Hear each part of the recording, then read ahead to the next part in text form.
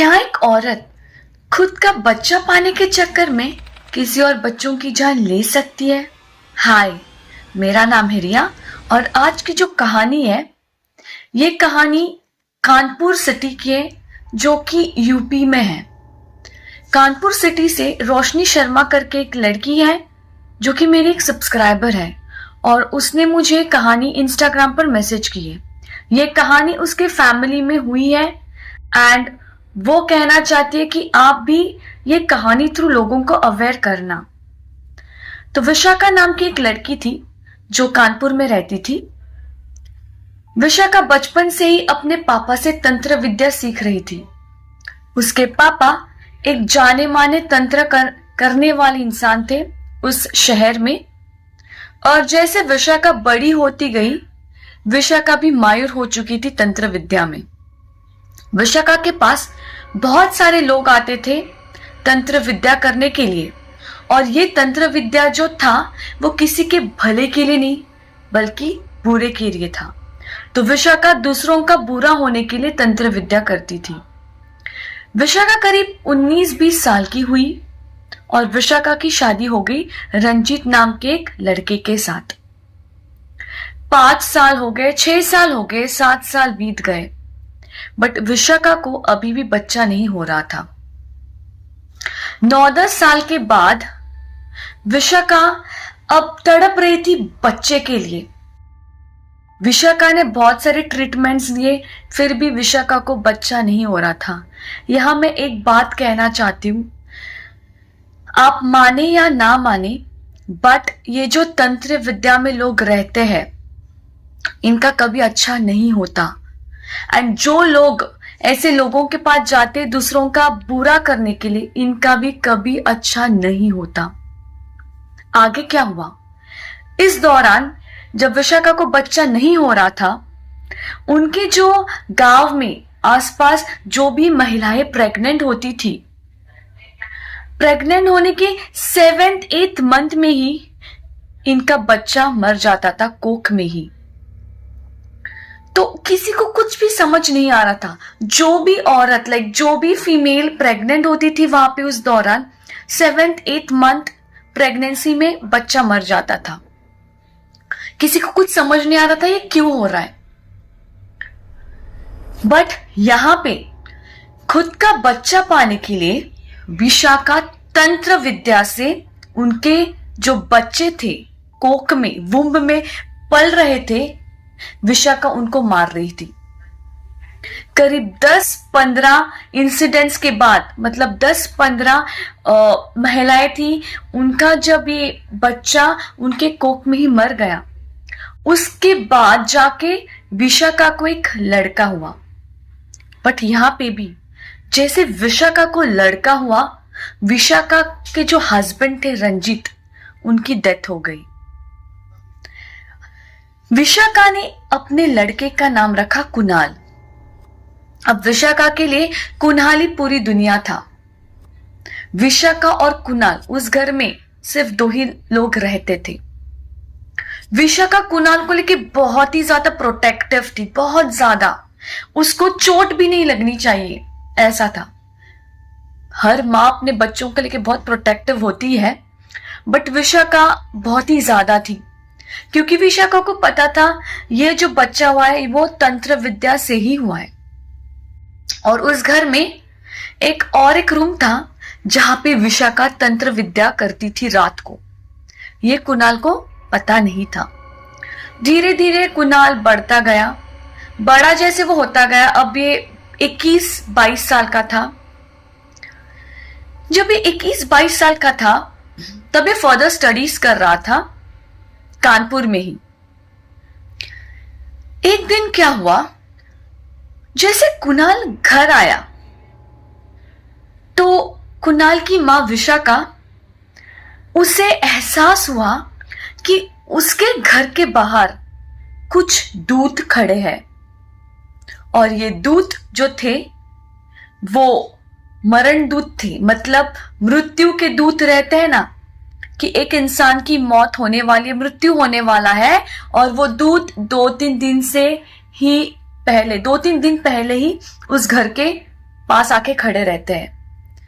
किसी को पता है ये बात, किसी को पता नहीं होगी, बट ये फैक्ट है कि किसी इंसान की अगर मौत होने वाली है तो वो जो दूत रहते हैं वो उस घर के 2-3 दिन पहले खड़े रहते हैं, आके मंडराते हैं उस घर के बाहर।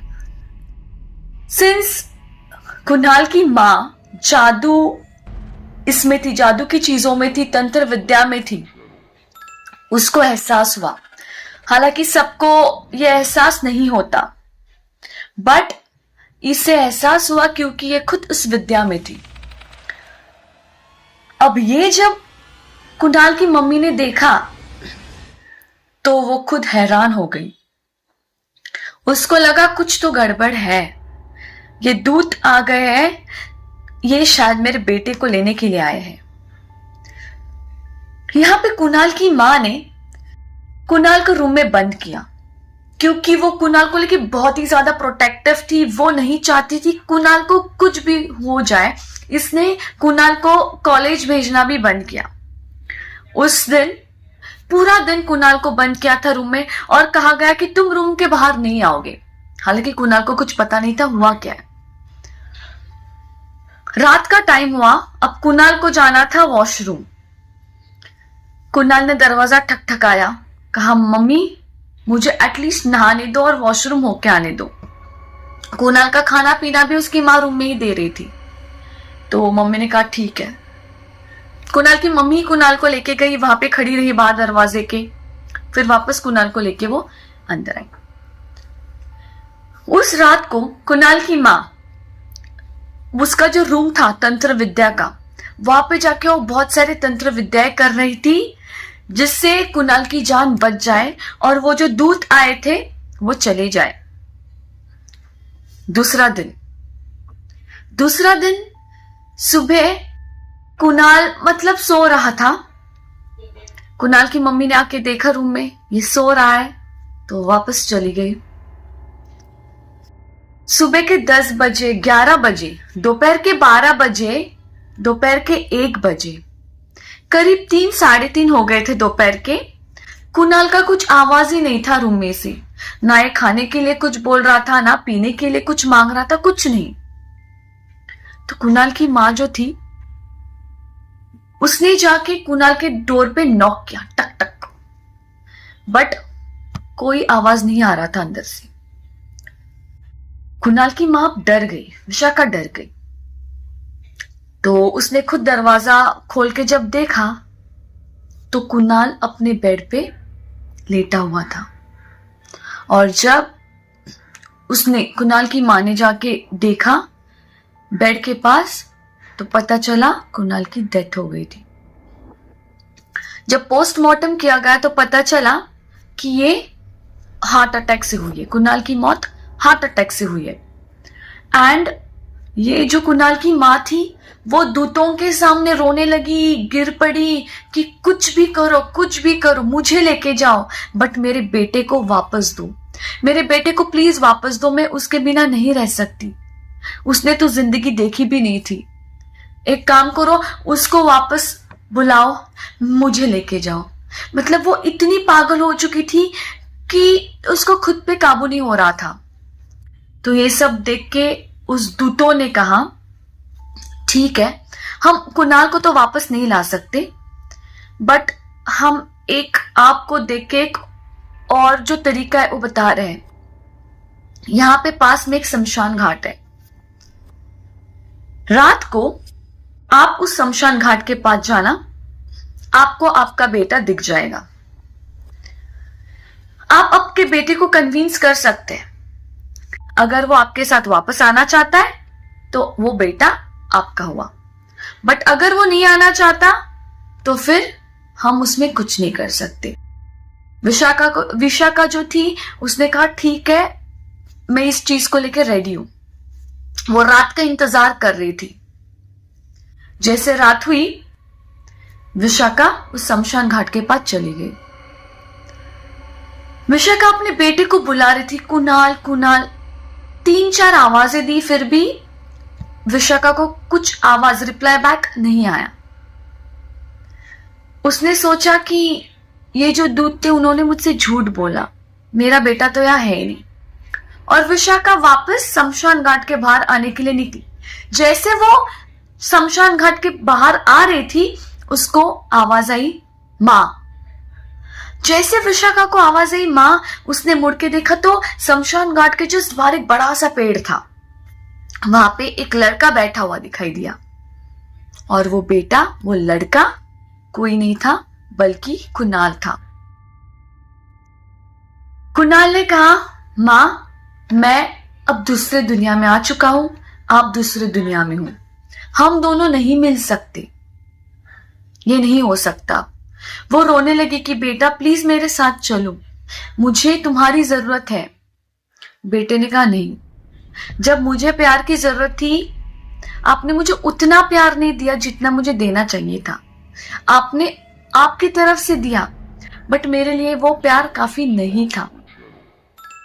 उसके बाद कुणाल ने कहा, मां, मुझे ये भी पता चला था कि आप तंत्र विद्या में हो और आप लोगों का बुरा करते हो, और जिस दुनिया में मैं आया हूं ना मां, यहाँ पे कोई रिश्ते नहीं है, नाते नहीं है, ना माँ, ना बाप, ना बहन, ना भाई, ना दोस्त। यहाँ पे ऐसे कोई भी रिलेशंस नहीं है। बस मैं एक चीज आपसे मांगना चाहता हूं। तो कुणाल की माँ जो विशाखा थी उसने कहा, मांगो, क्या चाहते हो? कहा कि बस मुझे एक चीज दे देना, याद की रूप में, आपके याद के रूप में, कि मेरी माँ हो आप मेरी माँ हो, तो बस वो याद रहेगी मुझे। तो कुणाल की माँ ने कहा, ठीक है बेटा, जो भी चाहिए आप ले जाओ।